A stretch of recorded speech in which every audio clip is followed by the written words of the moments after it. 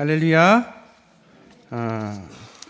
오늘도 요한교실에 나와 있는 7 교회를 함께 보기를 원합니다. 오늘은 빌라델비아 교회라는 제목으로 빌라델비아 교회를 보려고 합니다. 그 성경 지도를 보면 에서보드 사빌라 7 교회는 먼저 에베소 교회인 이 항구 도시부터 내륙으로 이렇게 점점 이렇게 옮겨갑니다. 그러니까 에서보드 사, 그다음에 빌라델비아 교회는 사대 교회에서 약 40km 떨어진 바로 또 옆에 있습니다. 그러니까 동남쪽에 위치를 하고 있습니다. 빌라델비아 교회의 그 지역은 고원 도시로서 포도 생산지로 유명한 곳이었습니다. 그것은 농업과 상업이 발달하여서 경제적으로 상당히 부를 누렸던 곳입니다. 하지만 지진이 잦게 있어서 많은 이들이 살기가 어려운 그런 지역이었습니다. 또한 많은 신전과 종교적 행사가 이루어져 있었고, 또 AD 5세기에는 작은 아테네라고 불렸다고 합니다. 그러나 빌라델비아 교회의 이교 신전과 종교 행사가 많고, 또 우리 요한계시록 2장과 3장에 나타난 그 소아시아 7교회에 위치한 지역 중에서 가장 짧은 역사를 가지고 있음에도 불구하고 아시아가 이슬람 교도들에 의해서 짓밟힐 때에 유일한 기독교의 보루로서 신앙적인 면에서 가장 칭찬을 많이 받은 지역이기도 합니다. 신앙을 지켰던, 끝까지 버텼던 지역이기도 합니다.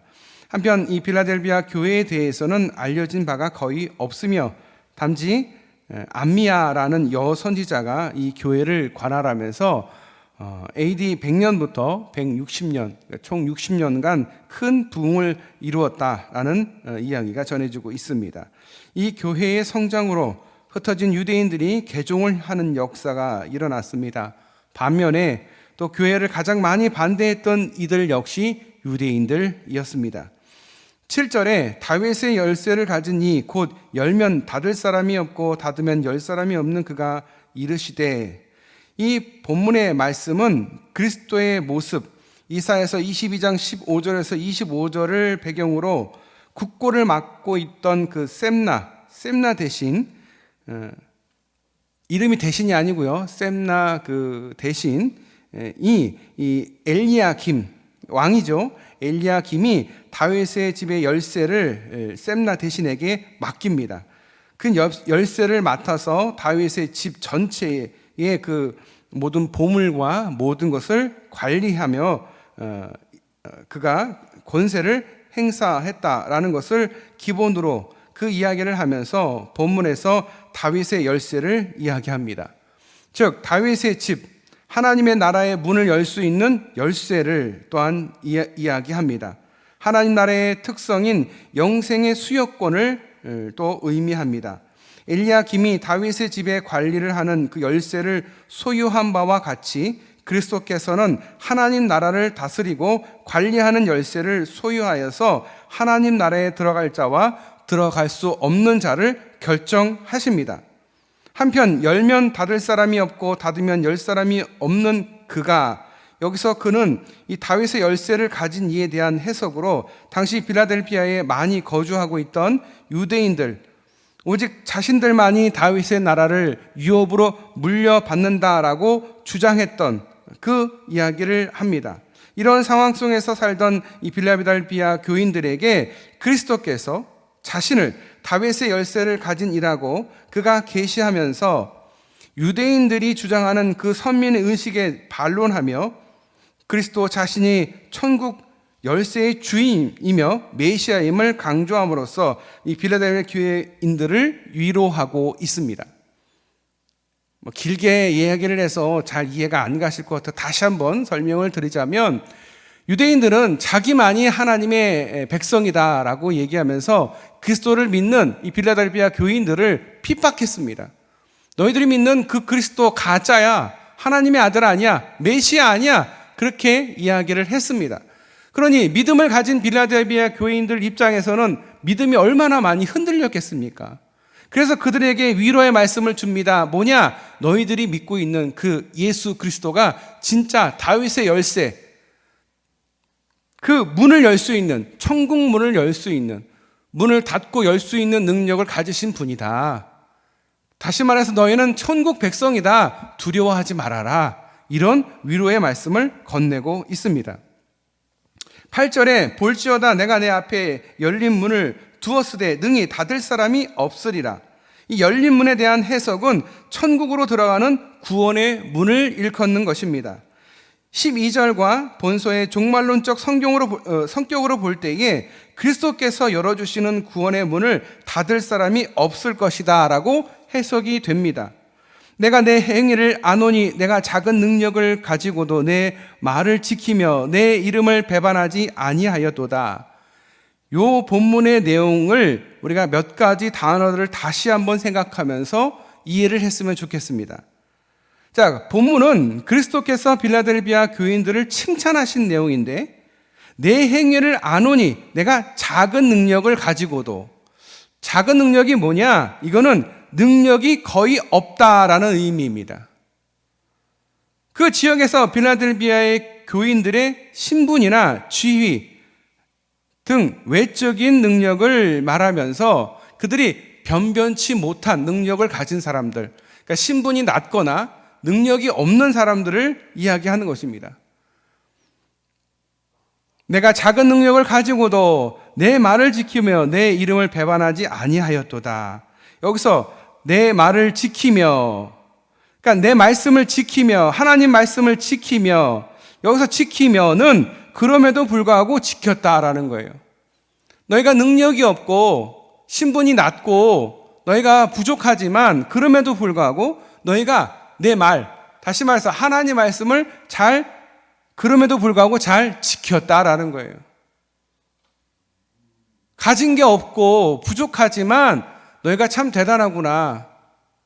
능력이 없고 권세가 없지만 잘 버텨냈구나. 이렇게 격려하고 칭찬하고 있는 내용입니다. 혹여라도 야 너희 무능한 놈들, 이런 의미가 아니라 신분이 천하고 특별한 능력이 없고 가진 게 없음에도 불구하고 내가 끝까지 하나님 말씀을 붙잡았구나. 너희 참 훌륭하다 라고 하나님께서 칭찬하고 있는 내용이라는 것입니다. 빌라델비아 교인들이 유대인들에게 받는 시련, 온갖 유혹 가운데서도 진리의 말씀을 굳게 잡고 그 말씀대로 살아왔음을 시사하고 있습니다. 9절에 보라 사단의 회당 곧 자칭 유대인이라 하나 그렇지 아니하고 거짓말하는 자들 중에서라고 말하고 있습니다. 빌라델비아 교회가 처한 문제는 외적인 황제 숭배나 핍박받는 것도 아니었고 부도덕하고 혼합주의에 이끌려가는 이세벨주의나 니골라당과 같은 내적 문제가 아니었습니다. 그들이 처한 위기는 예수의 메시아 되심을 부정하고 예수 그리스도를 따르는 것에 대한 유대인들의 핍박으로부터 비롯된 것입니다. 너희가 믿는 하나님, 너희가 믿는 예수님은 하나님이 아니다라고 유대인들이 빌라델비아 교인들을 핍박하고 그들을 괴롭혔다라는 거예요.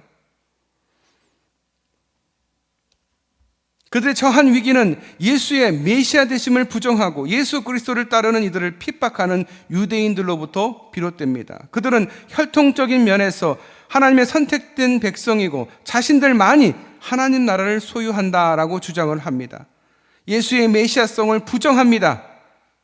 그래서 사단을 추종하는 자들, 즉 사단의 회당이다라고 이야기하는 것입니다. 사단의 모임이다라는 거예요. 그러니까 예수님이 메시아가 아니다라고 우기는 그 유대인들, 그들이 사단의 모임이다라고 이야기합니다. 그들은 진정 유대인의 혈통과 같은 외적인 요소에 의해서 이루어진 것이 아니라 그리스도를 영접함으로 이루어지는 이면적인 것을 망각하였습니다. 며칠 내게 주어 너희로 와서 내 발 앞에 절하게 하고 내가 너를 사랑하는 줄 알게 하리라. 이 말씀은 유대인들은 본래 이방인들이 자신들에게 와서 굴복할 것이다. 자기들만이 천국 백성이고 이방인들은 지옥의 땔감이다 라고 유대인들은 믿고 있었어요.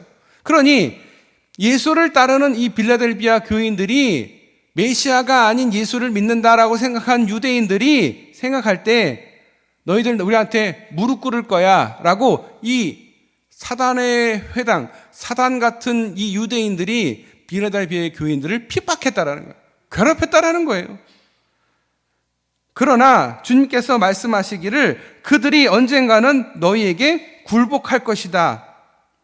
유대인들은 본래 이방인들이 자신에게 찾아와 굴복할 거라고 믿었습니다. 그런데 그리스도께서는 본문 말씀에서 유대인들이 생각하고 믿는 바와 반대로 유대인들이 영적인 유대인이 된 하나님께 부름받은 그 그리스도인들을 얘기합니다. 그 그리스도인들에게 찾아와서 굴복할 것이다 라고 선언하고 있습니다. 아직도 이스라엘 백성들은, 아직 저 이스라엘에 있는 저 유대인들은 아직도 예수님이 안 오셨다, 메시아가 오지 않았다, 그 메시아는 가짜다, 아직 얘기하고 있어요. 하지만 언젠가는 그들이 하나님을 알게 될 거예요. 아니, 예수님이 진짜 메시아 되심을 알게 될 거예요. 그때쯤 돼서 그들이 이방인들에게 무릎 꿇을 것이다라는 거예요. 물론 우리가 역사를 이렇게 뒤에서 봐서 그렇지만 이 당시에 이 빌라델비아 교인들의 입장에서는 자꾸 유대인들이 자기 보고 너 이단이야, 너 믿는 그 예수님 하나님 아니야 라고 할 때 얼마나 믿음이 많이 흔들렸겠습니까? 두렵고 불안했겠습니까? 천국 가야 되는데 천국 백성이 되지 못하는 것이 아닌가. 그런 그들에게 말합니다. 저 유대인들이 말하는 저게 잘못된 거고 너희들이 정말 제대로 믿는 거야. 언젠가는 저들이 너희들 지금 핍박하고 있지만 반대로 저들이 너희들 앞에 굴복할 날이 올 것이다. 이렇게 위로하고 있다라는 거예요.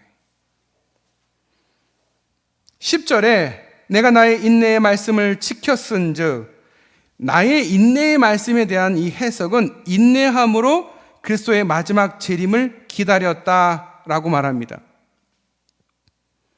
내가 또 너를 지키어 시험의 때를 면하게 하리니, 여기서 시험의 때에 관해서는 그리스도의 재림에 비그리스도인들에게 임할 하나님의 진노를 가리킨다라고 주장을 합니다.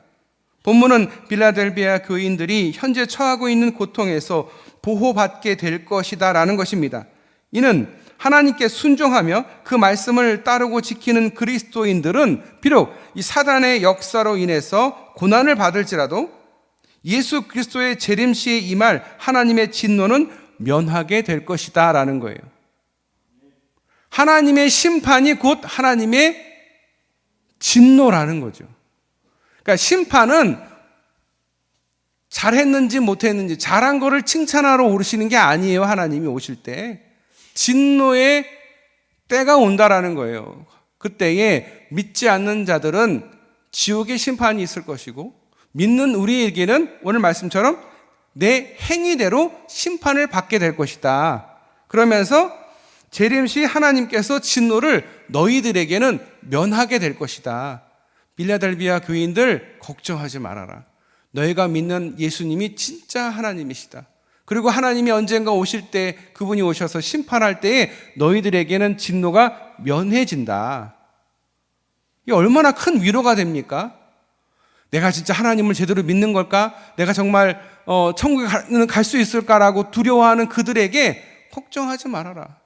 내가 약속하는데 너희들에게 하나님의 진노는 내리지 않게 될 것이다. 그러면서 11절에 내가 속히 오리니, 본문은 본소의 중심 사상으로 두 가지 면이 있습니다. 먼저 심판의 측면, 즉 예수 그리스도의 재림에 악한 자들에 대한 공의의 심판, 이는 예배소, 버가모 및 사대교회에 임하실 모습이고, 두 번째는 축복의 측면에서 본문에서는 심판의 경고가 아닌 충성된 빌라델비아 교회를 향한 축복의 재림의 약속이라는 거예요.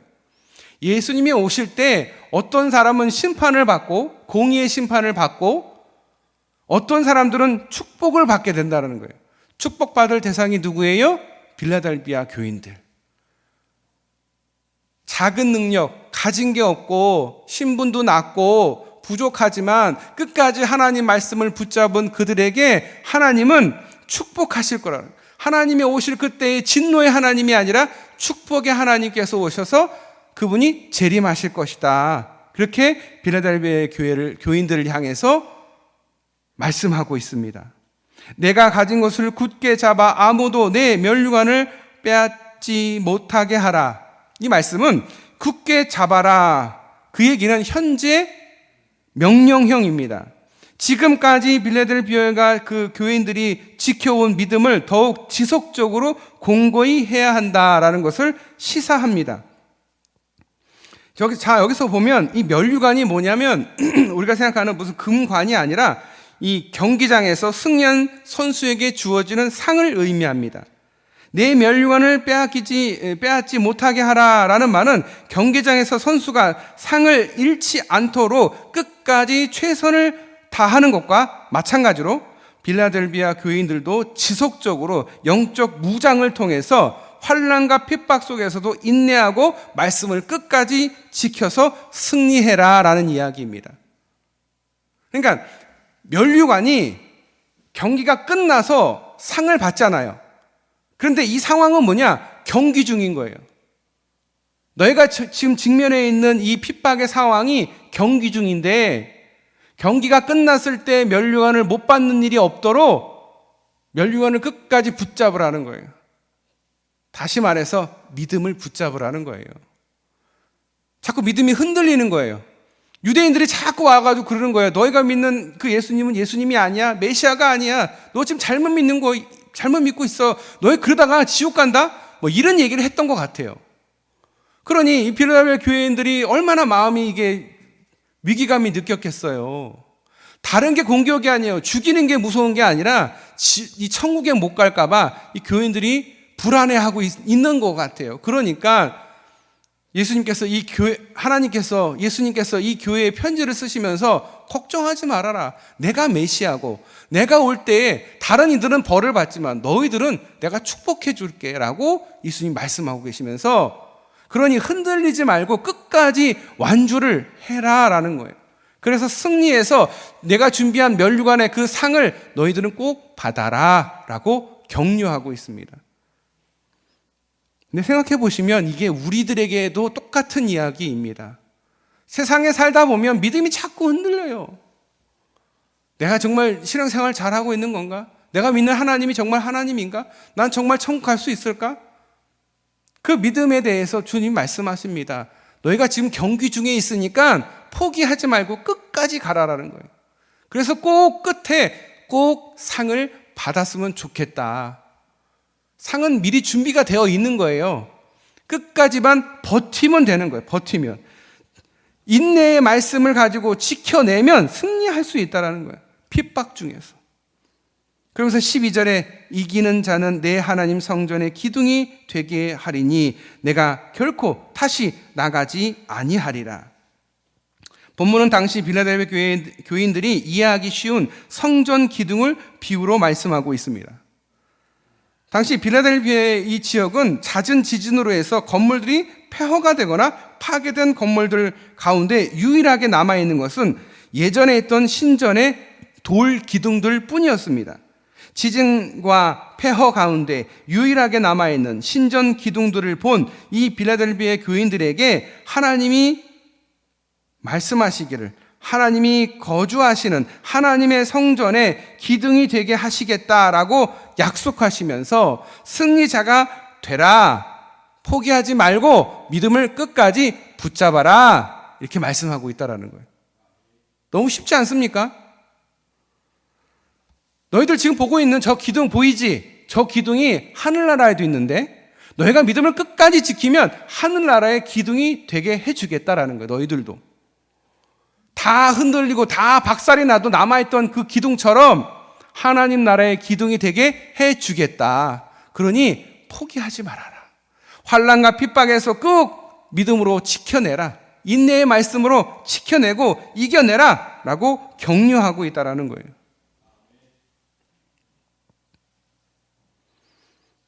그러면서 내가 이름을 그 위에 기록하리라.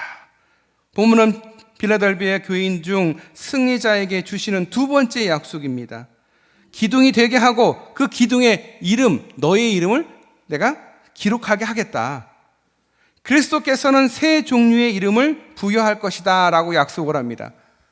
그러니까 그 기둥에다가 뭐 남장현 이렇게 쓰듯이 새 이름을 적게 할 것인데, 이름을 부여받는다라는 것은 당시 이 빌라델비아 교인들에게 있어서 친숙한 것이었습니다. 빌라델비아는 지진으로 인해서 폐허가 되었을 때 티베리우스의 도움을 받아서 재건이 된 후에 네오 가이사랴라는 이름을 부여받고, 그러니까 빌라델비아 그 이름이 바뀌어요. 뭘로? 네오 가이사랴라는 이름으로 바뀌어요.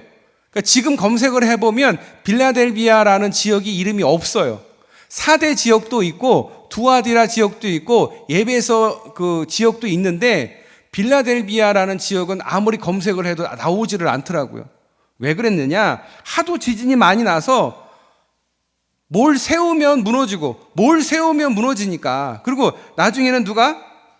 티베리우스가 와서 새로 땅을 건설을 해주니까 사람들이 고맙습니다 그러면서 이름을 바꿔버립니다. 이 가이사랴가 뭐예요? 황제예요. 황제. 네오 황제, 이렇게 이름을 바꿔서 자기 땅 이름을 빌라델비아라고 하지 않고 네오 가이사랴라고 이름을 붙였다라는 거예요.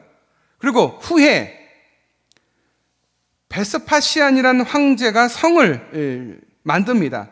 그래서 그 지역을 플라비아라고 개명을 합니다. 그러니까 빌라델비아라는 이름이 없어졌어요. 그리고 지금 현재 그 땅의 이름을 뭐라고 부르냐면 알라 세히르라고 부른답니다. 그러니까 아무리 빌라델비아를 검색을 해도 안 나오더라고요. 그러다가 검색을 하다가 발견한 게 뭐냐? 빌라델비아 세인트 진 처치라는 게 있어요. 이 교회를 빌라델비아의 교회다라고 추측을 하고 있어요. 그렇게 이름이 계속 바뀝니다. 그러니까 이름이 계속 바뀌는 거가 뭐예요? 이름을 새기는 거죠. 우리가 태계 이황로 하면 그 이름이 바뀌잖아요. 원래는 그 이름이 을지로였었는데 태계 이황로로 이름을 바뀌면서 이름을 새기는 거잖아요. 그 이름을 새기는 것을 이야기하면서 우리 이 빌라델비아 교인들에게 이렇게 너희들의 이름을 내가 새겨주겠다. 그러면서 이름에 대한 이야기를 하는데 그 이름이 세 종류의 이름이에요. 첫 번째 종류의 이름은 하나님의 이름. 자, 구약 이스라엘 백성들에게도 하나님의 이름이 주어졌습니다. 그것은 이스라엘 백성들이 하나님께 속하였음을 시사합니다. 이와 마찬가지로 승리한 빌라델비아 교인들에게 하나님의 이름이 주어진다라는 것은 그들이 하나님께 속하였음을 의미합니다. 자, 여러분의 주인 이름이 누구예요? 여러분이 주라고 부르는 분이 누구예요? 하나님이잖아요. 하나님의 이름이 새겨지는 거예요. 다시 말해서 우리는 하나님 것, 하나님의 것이라고 이름이 새겨질 것이다. 두 번째는 하나님의 성 곧 하늘에서 내 하나님께로부터 내려오는 새 예루살렘의 이름.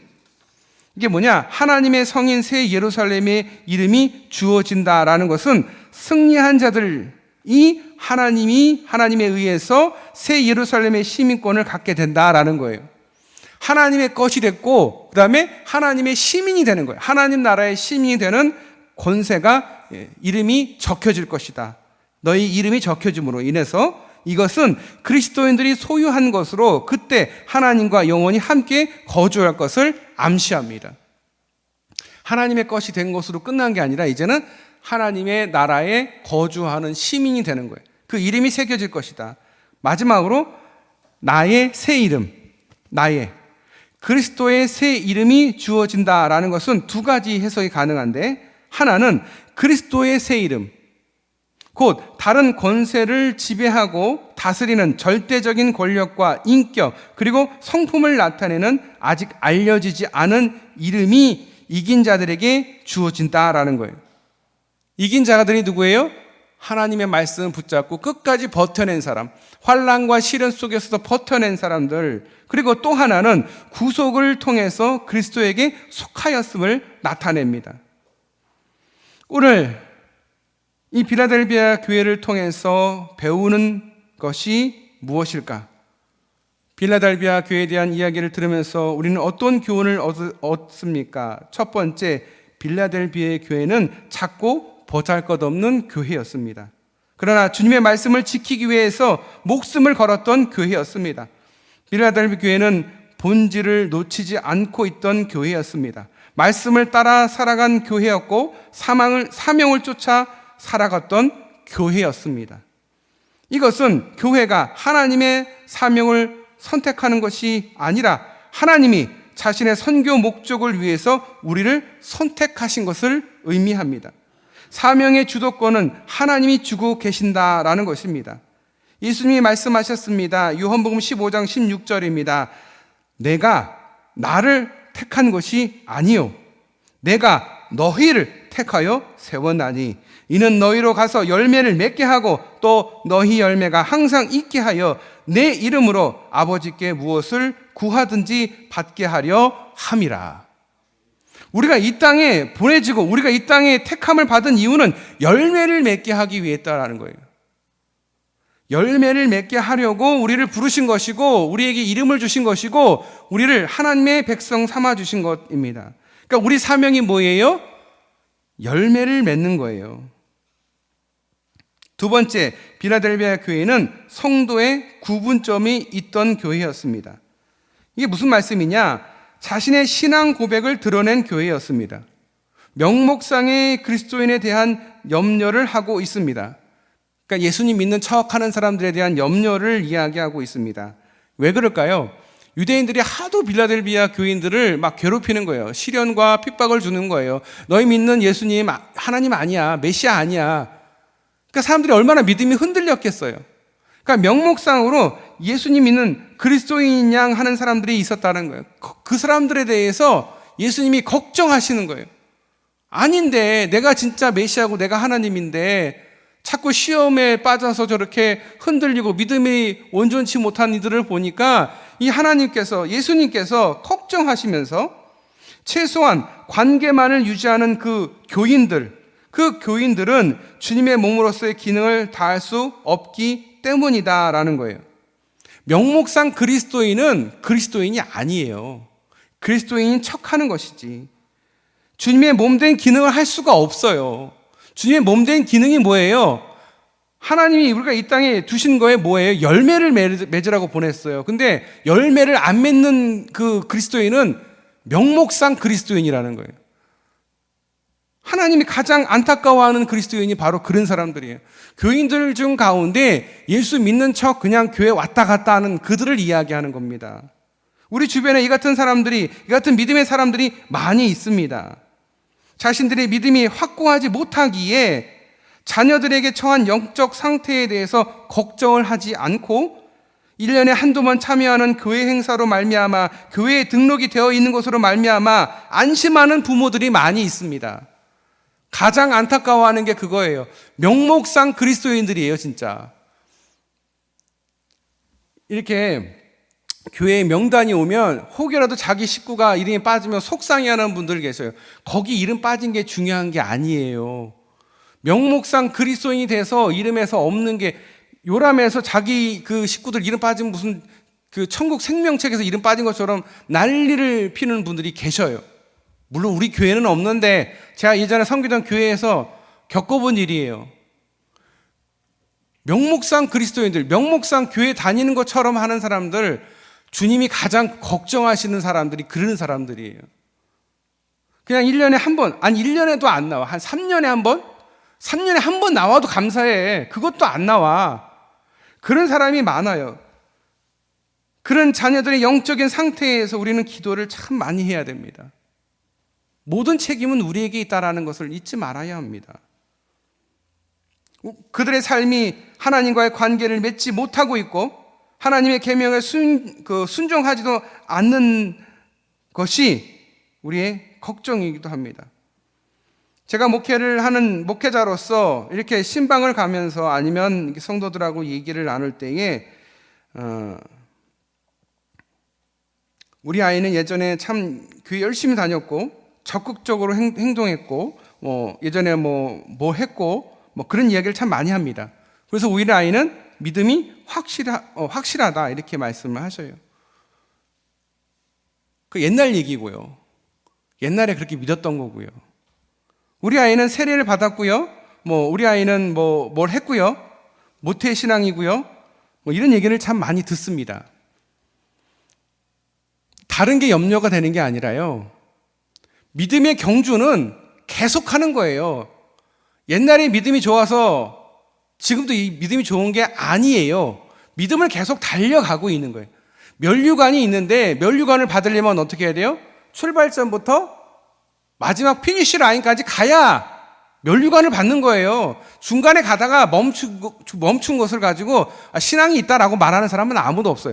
경기 하다가 중간에 멈춘 사람한테 상 줄 사람은 아무도 없어요. 끝까지 와야 돼요. 마라톤도 끝까지 온 사람한테 상을 주는 거지, 중간에 포기한 사람은 상 주지 않습니다. 누군지를 어떻게 알아요? 믿음의 경주를 끝까지 갈 수 있게 해야 된다는 거예요. 우리 자녀가 믿음이 지금 없다, 예전에 믿음이 참 좋았는데 라고 한다면 계속 믿음의 경주를 갈 수 있게 격려해 주셔야 돼요. 피니시 라인까지 갈 수 있게. 나만 가는 게 중요한 게 아니라 우리 자녀도, 우리 아이도, 우리 식구도, 우리 주변에 있는 사람들, 우리 구역 식구들, 신앙의 경주를 지금 멈춰 있는 사람들, 더디 갖고 있는 사람들을 같이 부축해서 끝까지 마지막 그 레이스 끝까지 갈 수 있어야 한다는 거죠. 빌라델비아 교인들을 보면서 그 얘기를 하시는 거예요. 너희들 포기하지 말아라. 모든 시련과 핍박과 환란이 있어도 절대 포기하지 말고 하나님 말씀만 붙잡고 끝까지만 버텨내고 가라. 그러면 하나님이 준비하신 면류관이 너희들에게 주어질 것이고 너희들이 하늘나라의 기둥이 될 것이고 너희들의 이름이 저 기둥에 새겨질 것이다. 할렐루야. 우리 어버이로서 할 수 있는 게 도대체 뭘까? 우리에게 주어진 사명이 뭘까? 우리가 열매를 맺어야 되는데 우리에게 첫 열매가 누구예요? 여러분의 자녀들이라는 거죠. 그 자녀들을 포기하지 않고 끝까지 함께 마지막 피니시 라인까지 갈 수 있게 하는 게 어버이 된 우리가 해야 될 사명인 줄 믿습니다. 저는 어버이 주일이니까 우리 어버이들 참 훌륭하십니다 라고 격려할 수도 있지만 또 한 가지, 그건 너무도 당연한 거예요. 여러분 너무 훌륭하게 자녀를 키워내고 있어요. 근데 한 가지 더 말씀을 드리자면 여러분만 신앙을 잘 지키고 예수님 잘 믿다 하는 나라 가는 게 중요한 게 아니라 여러분에게 주어진 열매, 첫 번째 열매, 자녀라는 그 첫 번째 열매를 잘 거두셔야 돼요. 포기하지 마셔야 돼요.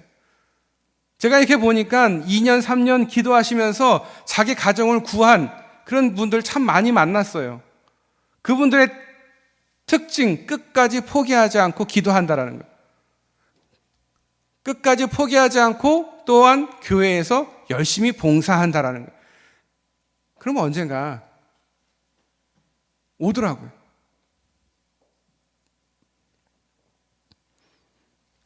말씀을 따라 사는 신앙이 자기 안에 세워져 가기를 주님은 바라십니다. 아무에게나 성도의 이름이 붙여져서는 안 됩니다. 목사, 장로, 권사, 집사 등은 교회 사역에 의해서 주어진 구분점일 뿐입니다.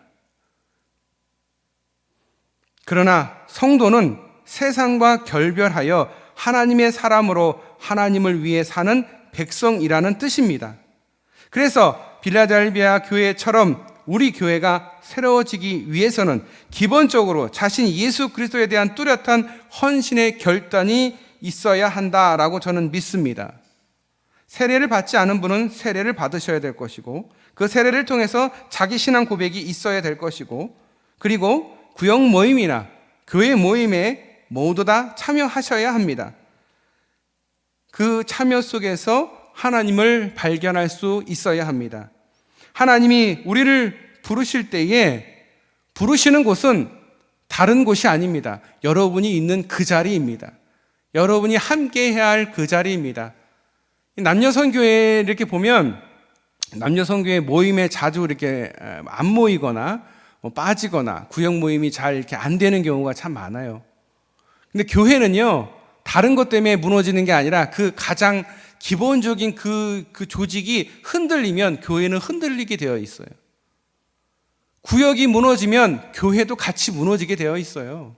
남녀선교회가 같이 모이는 게 별로 이렇게 활발하지 않고 힘이 없으면 그 교회 뭐도 못해요. 아무것도 못해요.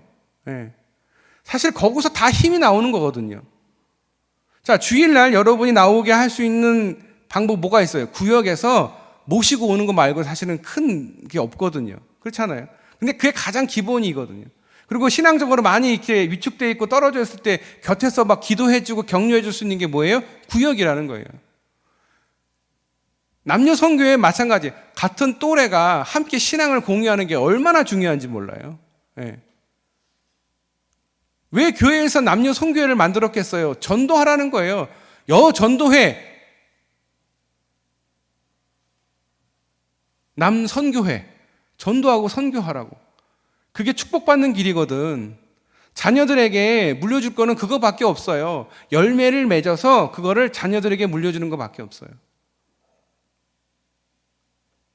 빌라델비아의 교회의 교인들이 끝까지 그 핍박과 시련 속에서 버텨냈던 것처럼 우리도 그렇게 끝까지 버텨내야 된다라는 것입니다. 저는 오늘 말씀 중에 내가 작은 능력을 가지고 주의 말씀을 지켰다, 이 말씀이 주님을 배반하지 않았다라는 칭찬의 말씀이 너무 귀하게 들려집니다.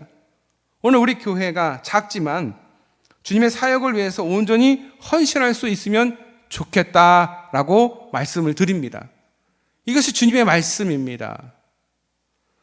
아이고, 우리 교회는 작으니까 뭘 할 수 있겠어요? 아니요, 작아도 할 일이 많아요. 목사님, 제가 나이가 많은데 제가 뭘 하겠습니까? 아니요, 많아요. 기도해 주시면 돼요. 격려해 주시면 돼요. 위로해 주시면 돼요. 이거보다 더 큰 사역이 없습니다. 제가 이렇게 연로하고 힘이 없고 능력도 없는데, 하지만 성실하게 교회에 나와 주시는 것만 해도, 곁에 있어 주시는 것만 해도, 말씀을 들어주시는 것만 해도, 자리를 채워주시는 것만 해도, 그것만 해도 훌륭합니다. 하나님은 그것을 보면서 참 잘했다, 충성된 종아라고 칭찬하시는 거예요.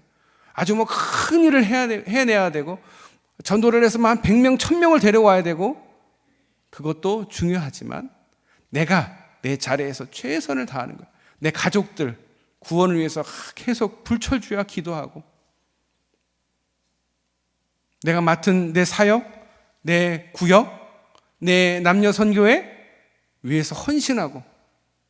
남녀 선교회가 제일 힘든 게 뭐예요? 서로 그 회장 안 하려고 힘드니까, 예, 부서장 안 하려고 힘드니까. 그럼에도 불구하고 헌신하는 사람들이 얼마나 많습니까?